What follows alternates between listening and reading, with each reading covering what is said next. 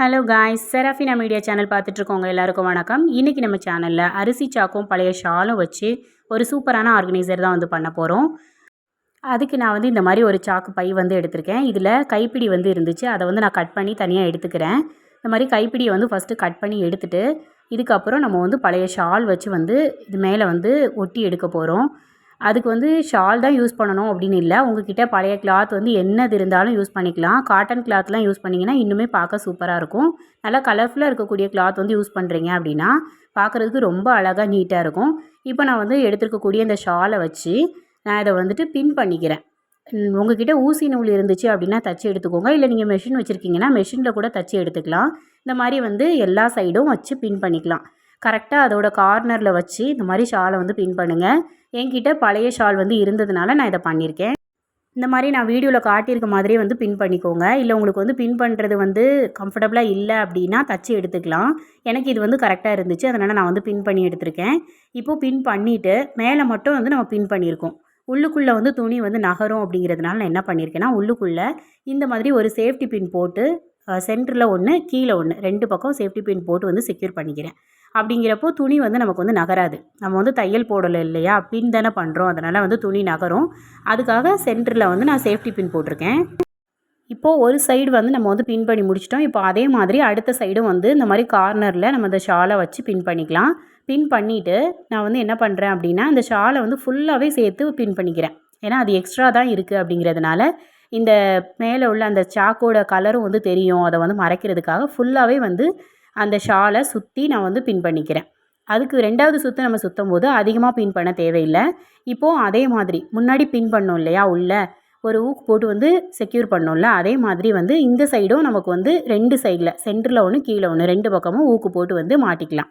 இப்படி பண்ணுறதுனால துணி நகராது. நம்ம துணி மேலே மாட்டியிருக்கிறதுனால அது நகரும். இப்படி பண்ணி வைக்கிறதுனால துணி நகராமல் நீட்டாக அப்படியே இருக்கும். இப்போ நான் டிரான்ஸ்பரண்ட்டாக உள்ள ஷால் எடுத்துருக்கிறதுனால அது அப்படியே தெரியுது. அதனால் நான் அதை ஃபுல்லாகவே சுற்றிட்டேன் அப்படின்னா அந்த கலர் தெரியாது. பார்க்குறதுக்கு நீட்டாக அந்த ஷாலோட கலர் மட்டும்தான் தெரியும். அதனால் நான் ஃபுல்லாக ஷாலை சுற்றி எடுத்துக்கிறேன். நீங்கள் டிரான்ஸ்பரண்ட்டாக இல்லாத மாதிரி காட்டன் கிளாத் மாதிரிலாம் எடுக்கீங்க அப்படின்னா ஒரு டைம் சுற்றி எடுத்துட்டாலே போதும். இப்போ நான் இந்த ஷால் எக்ஸ்ட்ரா தானே இருக்குது. அதனால் ஃபுல்லாக சுற்றி எடுத்திருக்கேன். எடுத்துகிட்டு இந்த மாதிரி ஃபுல்லாக பின் பண்ணிக்கிறேன். பின் பண்ணி அதோட எண்டு வரைக்கும் ஃபுல்லாக பின் பண்ணி முடிச்சுக்கலாம். இப்போது மேல் பக்கம் எல்லாமே நம்ம பின் பண்ணி முடிச்சிட்டோம். இப்போ சென்டர்லேயும் கீழேயும் பின் பண்ணியிருந்தோம் இல்லையா உள்ள, அந்த பின்னை எடுத்துகிட்டு அதுக்கப்புறமா இந்த மேலே உள்ள கிளாத்தோட சேர்த்து பின் பண்ணிக்கலாம். இப்போ நம்மளோட ஆர்கனைசர் ரெடி ஆயிடுச்சு. ஸோ நம்ம அதை பின்னை மேலே போட்டு முடிச்சுக்கலாம். முடிச்சதுக்கப்புறம் கீழே மட்டும் கட் பண்ணி எடுக்க போகிறோம். இப்போ இதை ஃபுல்லாக நான் பின் பண்ணி முடிச்சிட்டேன். கீழே எக்ஸ்ட்ரா இருக்குது அப்படிங்கிறதுனால அதை கட் பண்ணிவிட்டு பின் பக்கமாக மடித்து விட்டு உள்ளே பின் பண்ணிக்க போகிறோம்.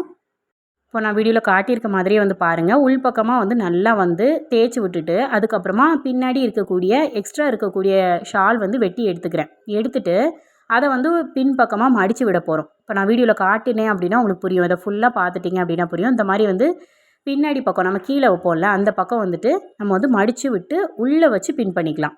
இப்படி பண்ணுறதுனால நமக்கு ஃபுல்லாக அந்த ஷால் அந்த சாக்கு மேலே கவர் ஆயிரும். சாக்கோட கலர் எதுவுமே தெரியாது. பார்க்குறதுக்கு ரொம்ப நீட்டாக அழகாக இருக்கும். இப்போ நான் மடித்து காட்டுற மாதிரியே இந்த மாதிரி மடிச்சுட்டு உள்ளே வச்சு பின் பண்ணிக்கோங்க. இதை பின் பண்ணணும் அப்படின்னு இல்லை, நீங்கள் தைக்கிறதா இருந்தால் கூட தைச்சிக்கலாம். நமக்கு இந்த ஆர்கனைசருக்கு ரொம்ப ரிஸ்க் எடுக்க தேவையில்லை அப்படிங்கிறதுனால நான் சிம்பிளாக உங்களுக்கு ஸ்டாப்லர் பின் பண்ணி அண்ட் இந்த மாதிரி ஊக்கு வச்சு மாட்டி காட்டியிருக்கேன். இப்போ பாருங்கள், அழகான ஆர்கனைசர் ரெடி ஆயிடுச்சு. இது என்ன அப்படின்னு சொல்லி உங்களுக்கு பார்த்தாலே தெரியும். இப்போ மேல் பக்கமாக நான் கொஞ்சம் மடித்து விட்டு உள்ளே பின் பண்ணிக்கிறேன். ஏன்னா கொஞ்சம் இந்த பை நமக்கு ஸ்ட்ரைட்டாக நிற்கணும் அப்படிங்கிறதுக்காக அந்த மாதிரி மேல் பக்கம் மடிச்சுட்டு அப்புறம் அந்த கார்னரில் பின் பண்ணிக்கிறேன். அரிசி சாக்கு அப்படிங்கிறப்போ நமக்கு நல்லா ஸ்ட்ரைட்டாகவே நிற்கும். இந்த மாதிரி ஆர்கனைசர் பண்ணுறதுக்கு கண்டிப்பாக இதான் ரொம்பவே பெஸ்ட்டு. நம்ம கட்டப்பையெல்லாம் எடுத்தோன்னா ஸ்ட்ராங்காக நிற்காது. இந்த மாதிரி அரிசி சாக்கு எடுத்துக்கிட்டோம் அப்படின்னா ரொம்பவே ஸ்ட்ராங்காக நிற்கும். ஆனால் இது கொஞ்சம் சின்ன சைஸ் சாக்கு அப்படிங்கிறதுனால நான் இந்த மாதிரி உள் பக்கமாக லைட்டாக மடித்து பின் பண்ணிவிட்டு ஸ்ட்ரைட்டாக நிற்க வைக்கிறதுக்காக அப்படி பண்ணியிருக்கேன். உள் பக்கம் நீங்கள் அட்டைப்பெட்டி ஏதாவது வைக்கிறதா இருந்தால் கூட வச்சுக்கலாம். வச்சுட்டிங்க அப்படின்னாலும் நல்லாயிருக்கும். பட் துவைக்கிறப்போ நீங்கள் அதை எடுக்க வேண்டியிருக்கும். இது துணியும் சாக்கும் மட்டுங்கிறதுனால நமக்கு துவைக்கிறதுக்கு ரொம்பவே ஈஸி. இப்போ இதை எதுக்கு யூஸ் பண்ண போகிறோம் அப்படின்னு சொல்லி பார்த்தோன்னா, அழுக்கு துணியெல்லாம் போட்டு வைக்கிற ஒரு லாண்ட்ரி பேஸ்கெட்டை தான் யூஸ் பண்ண போகிறோம். ரொம்பவே சிம்பிளான ஐடியா. இது வீட்டில் இருக்கக்கூடிய திங்ஸ்லேயே நம்ம பண்ணிடலாம். இதுக்கு கடையிலலாம் காசு கொடுத்து வாங்கணும்னு அவசியம் இல்லை. இந்த வீடியோ உங்களுக்கு யூஸ்ஃபுல்லாக இருந்துச்சுன்னா நம்ம சேனலை சப்ஸ்கிரைப் பண்ணிக்கோங்க. தேங்க்ஸ் ஃபார் வாட்சிங்.